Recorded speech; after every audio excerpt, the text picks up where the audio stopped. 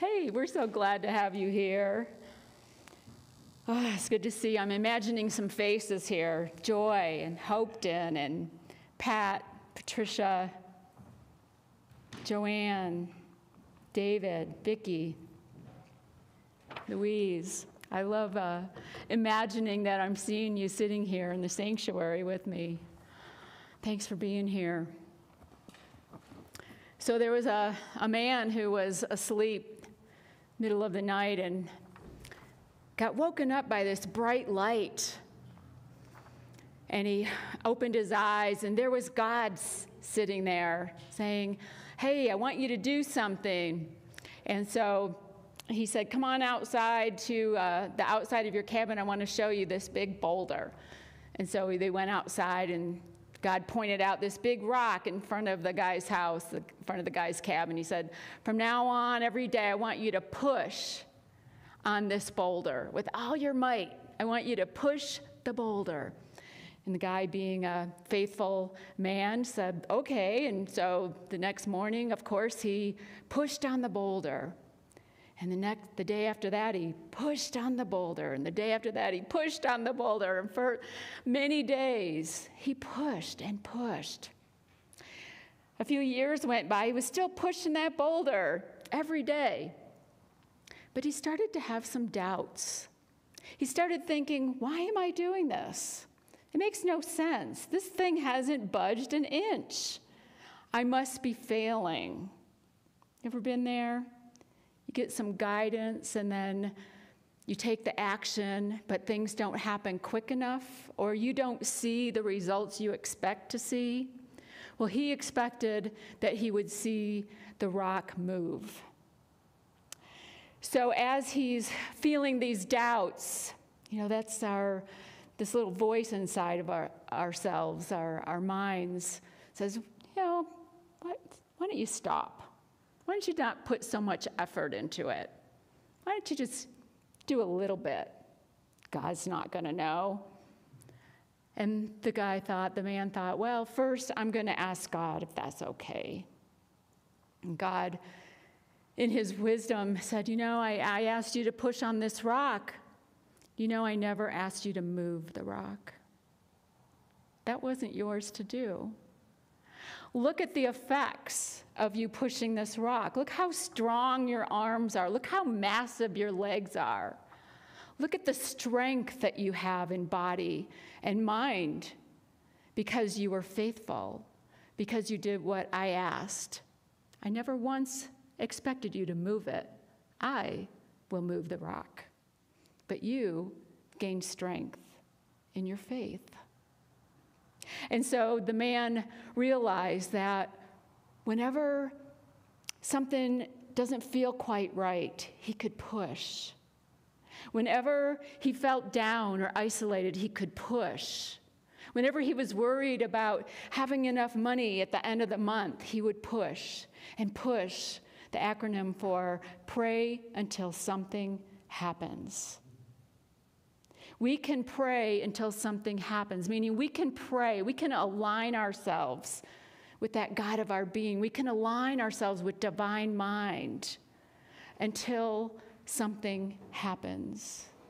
And what is it that we want to happen? We want guidance. We want clarity. Push until something happens. Which is a great segue into our book that we're using for our fall program, Radical Forgiveness. We're in week 4 of our program.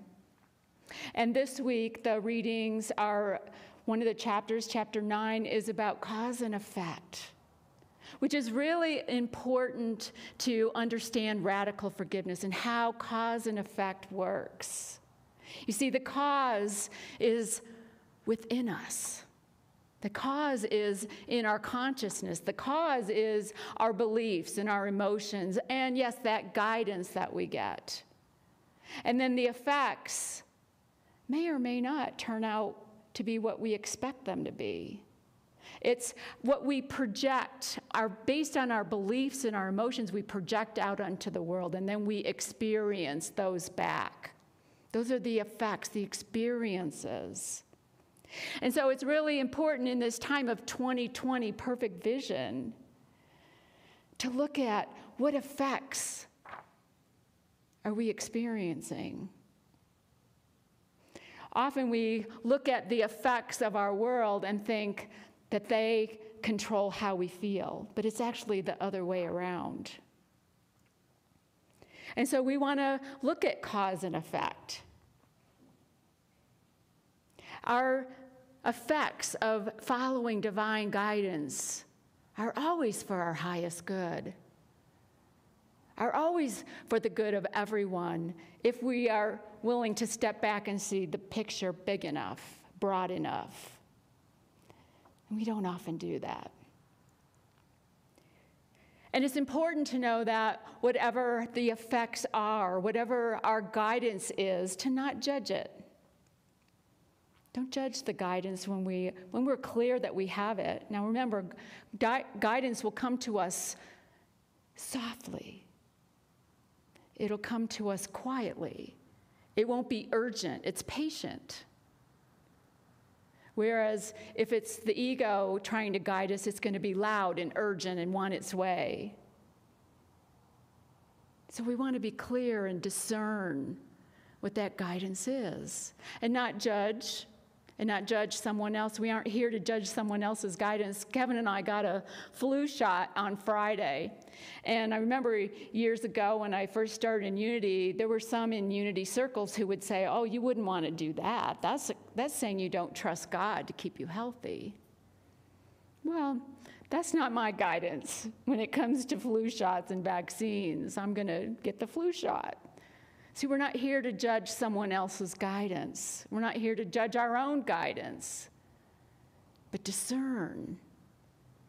Is this what I'm to do? We can look at the state of our society right now, look at the pandemic, look at the state of our divided country, look at racial injustice, look at all the things that are going on. And wonder, could these things be the effects of a collective consciousness? Are these things that we need to heal in our country? I believe they are. And I believe a light's been shined on them so that we can heal them. We can't heal something that we don't know of, that we're not aware of. Are these things here to teach us something, to be a blessing to us? And who's behind all this? Well, really, we are. We're behind all this because our beliefs and our emotions project out and then come back to us experiences. It's part of the mystery of life that we don't know everything, and we don't know how it all works, and we don't know all the pieces. We don't see all the pieces to the puzzle. And it can be really disconcerting for us because we want to know. As human beings, we want to know the answers. We want to be in control. Life doesn't work that way. Colin Tipping says on page 117, just seeing a situation's existence as an opportunity to perceive it differently, being willing to see it as perfect, is enough to bring about the required shift in perception and a healing of the original pain. Can you feel the truth of that? There's so many things that happen in our life that we certainly don't see as perfect. But what if it is? What if it's true? Would it help you to respond to the situation differently, to respond to a person differently? Does it give you more peace, more patience, more freedom to love another? You could think of a past situation that was painful for you. Looking back, can you see the perfection in it now? It's a lot easier to do from a past situation that we've already worked through than it is in the moment. You see the perfection.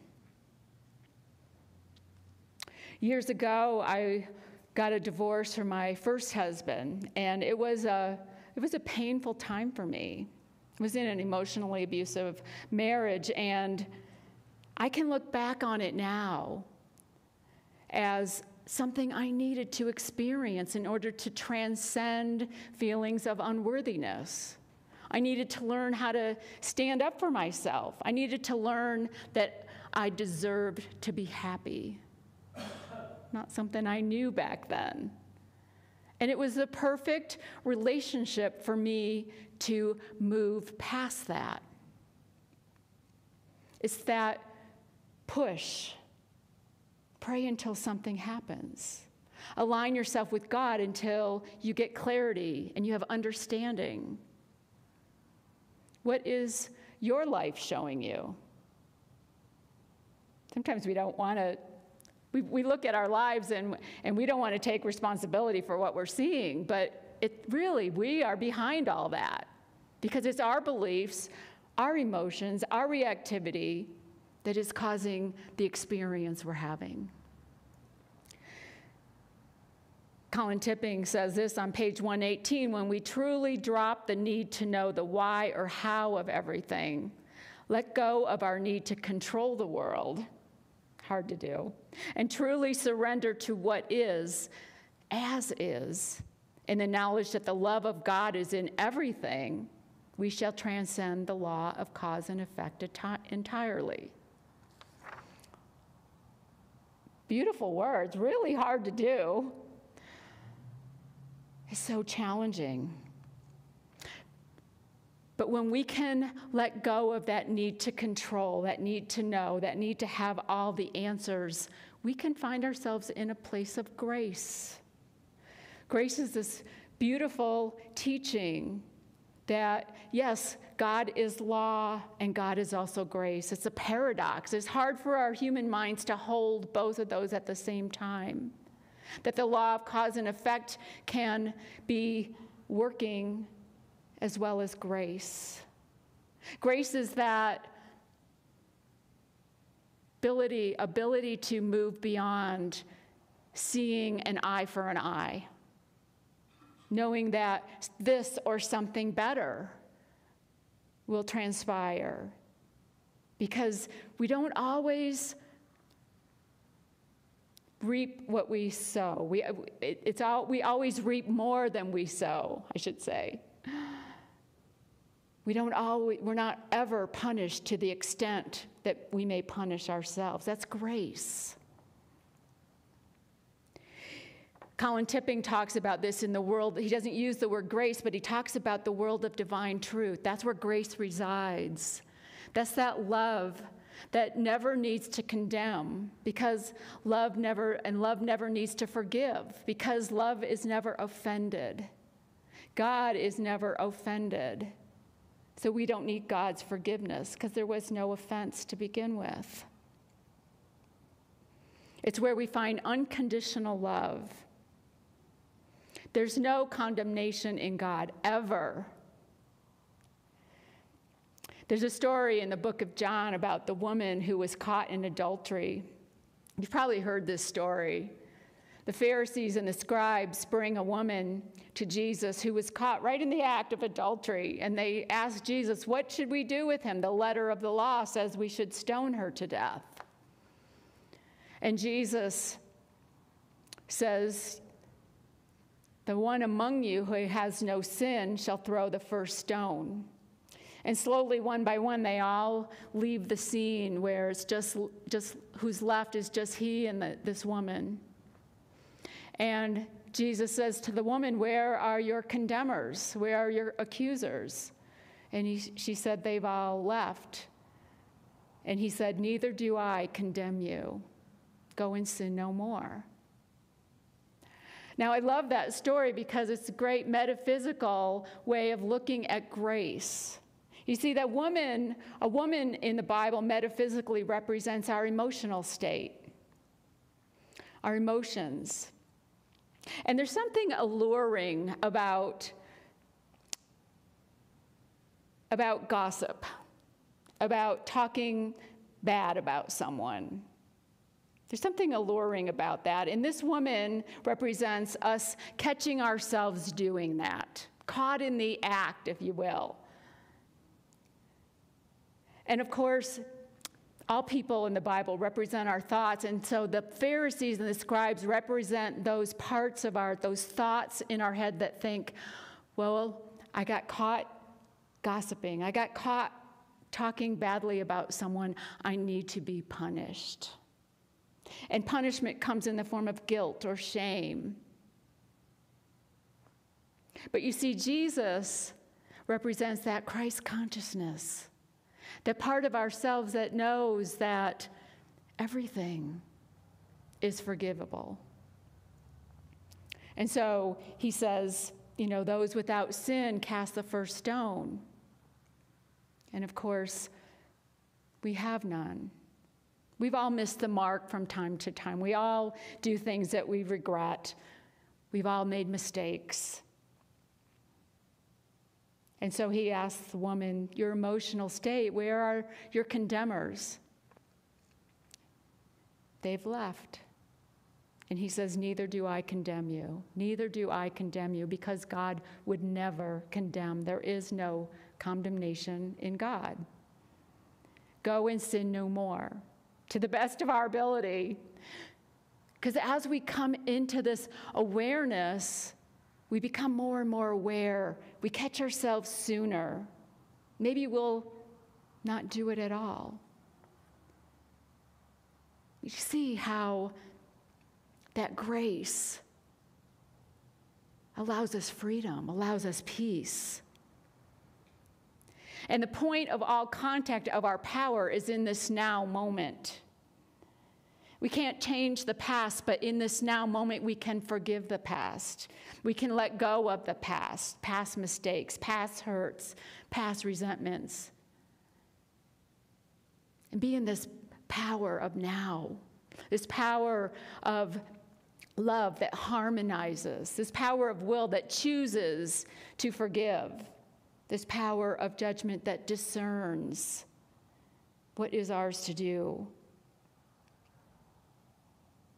And not judge from a worldly view, not judge ourselves. 3.5 years ago, and I was diagnosed with breast cancer and had a lumpectomy and then radiation treatment. And shortly after that, I was at a conference with other Unity ministers in the Front Range. And the facilitator talked about a time where she too was diagnosed with breast cancer. And she said to her doctor, give me 6 months. I don't want to start any treatment. Give me 6 months. And so she went away and worked on her own healing by aligning herself with spirit, by spending a lot of time in meditation. And 6 months later, she went back to the doctor and she had no signs of cancer and radiation treatment. I was telling someone, a friend of mine, who's now my spiritual director, this situation, and she said, Sue, that wasn't your guidance to do that. If that had come into your conscious awareness to heal yourself, it would have come to your awareness. You would have been guided to do that. That was not your path. Do you see that? I was judging my own actions. I was judging that my guidance wasn't the right guidance. My guidance was to have the surgery and have radiation. That was my guidance. There was nothing else that came into my awareness at that time. We're not responsible for things we're not aware of. We're only responsible for what's in our own awareness. I hope you see that. Don't judge your guidance when it's truly divine guidance. And I believe that woman who is now my spiritual director, I believe that our souls work together. How many of you are struggling with the concept in the book that he talks about of soul agreements and soul groups. You can write it in the chat box if you like.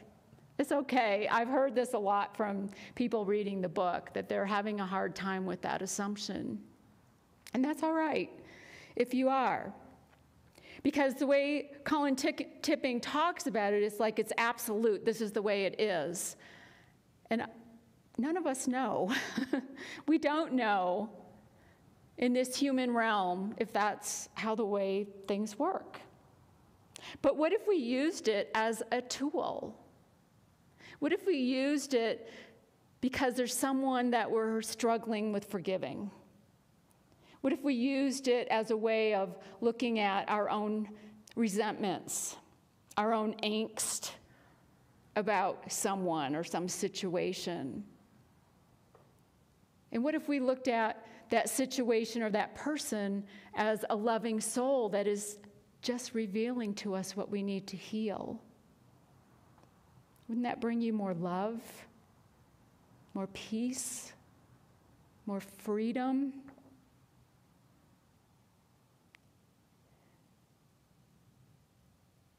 Colin Tipping talks about in chapter 7 about the mission to heal the collective. And in it, he lists 5 different people whose souls came to society, came into this lifetime in order to help us heal something collectively. What if it's true? He talks about Hitler coming as a soul to help heal the victim consciousness of the Jews and help heal the superiority complex of the German race. Now, I don't condone the way he went about it, but what if it's true? What if that is what his soul came here to do? And it helped.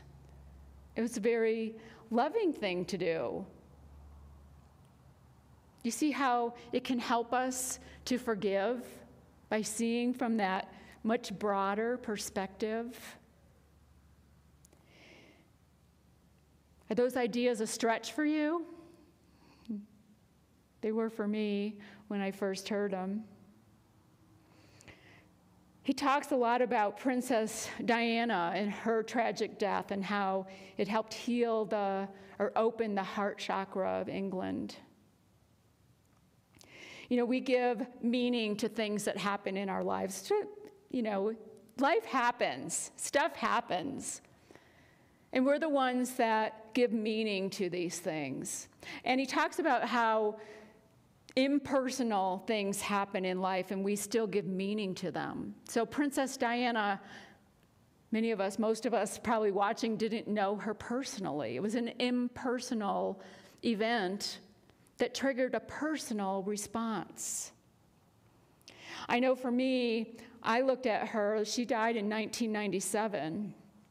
And at that time, I was married to my former husband, and I was in an unhappy marriage, and I looked at her as a role model, as someone who, in a very public way, lived in an unhappy marriage and had the courage to leave and find love again and find a new life. And her death was painful to me. It was painful because the meaning I gave it was, wow, life is so short. She was just finding happiness again. And I thought, life is too short, but I was in my unhappy marriage and I didn't do anything about it. And so the next summer, another tragic death. My neighbor lived across the street from me. She had just gotten her teaching certificate. She was going to be my son's first grade teacher that September. And her daughter, 18-year-old daughter, was our babysitter. And they both died in a tragic boating accident. And the meaning I gave that was, wow, life is so short.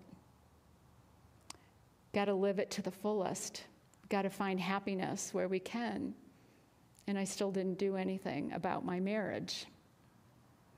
And the next summer, John F. Kennedy Jr. and his wife Carolyn died in a private plane accident. Again, an impersonal event that I took very personally, meaning that life's so short. We got to find happiness, and I need to do something. And it was then that I filed for divorce.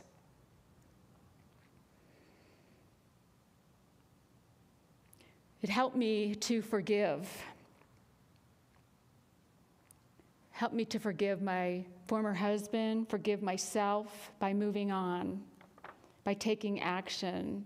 I remember asking my first husband, do you think maybe that our kids were meant to have us as parents, but not meant for us to stay together, for them to experience divorce, experience being from a broken home?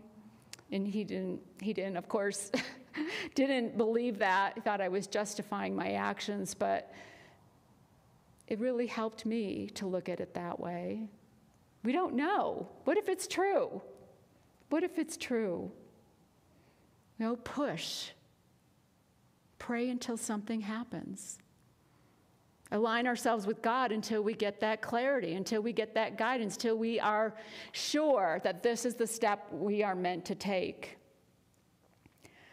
Colin Tipping says this: those who are indeed able to do the radical forgiveness reframe to this extent, recognizing that there were no victims here, will be a great beacon of light to all those who might otherwise choose to focus on the illusion, close their hearts, and lose the love vibration. We can all be that beacon of light. We can all be wounded healers, like Princess Diana was, a wounded healer. Most of us want to keep our wounds private and hidden, but it doesn't heal us. It doesn't help others. What helps is when we're able to share our wounds, when we're able to be heard. And that's why our small group program is such important work. Small group work is so transformative, and it gives you a safe place to be vulnerable, to share those things that are so hurtful and painful, and then move on. We can stop being victims and see with new eyes. 20/20 vision. Seeing through those spiritual lens and see that everything is unfolding perfectly. Now, it's important to know that we do not say we believe in predetermination, that these soul groups or soul agreements, if you believe in that, mean that things have to happen a certain way. No, it means that the lesson is going to be there for us, but we have free will. And so the way it may be expressed could be different. We have free will. We must not forget that. And look for grace. Look for the highest good, because it's always there in every situation. And maybe when we feel that grace, we can let others off the hook and stop holding them with contempt or condemnation. See that they're playing their part perfectly for whatever lesson they came here to learn, for whatever they need to love unconditionally, to grow. You know, we don't know. We really don't know how this all works. But if we use radical forgiveness as a tool, it can help us be more peaceful, be more loving, and see people who give us that angst in a new way. And where do we find this viewing? Of course, it's always within us. Always in the quiet, where we can pray until something happens. So, are you willing to see things this way? Are you willing to be open to the possibility of more peace and freedom and love? Are you open to discern your guidance without judgment or prejudgment, and others' guidance without judgment or prejudgment? Are you ready to call forth that power of love to stop condemning and be in harmony with yourself and with everyone? It says in the scriptures, many are called, but few are chosen. Many are called, meaning we are all invited to see things from a broader perspective. We are all invited into this way of looking. We are all invited into a state of grace. We are all invited into seeing through a spiritual lens, but few are chosen. Few will choose to see this way. It's much easier to not. It's not the easiest path to follow. But I promise you that there is peace and love and more freedom when we choose to live this way, when we choose to radically forgive and to radically love and push. Pray until something happens. I want to invite you now into a time of meditation. So, wherever you are, I'm going to take that deep cleansing breath. Realize you're in the flow of life. You are the flow of life. Gently close your eyes and feel yourself turning within. If this was challenging for you to hear this message, let it be. Let it be. And remember, neither do I condemn you. If you're holding some judgment for yourself, remember those words. Neither do I condemn you. There is perfection in the unfolding. There's perfection in radical forgiveness, in radical love. I invite you to hold those thoughts for the next few moments in the stillness.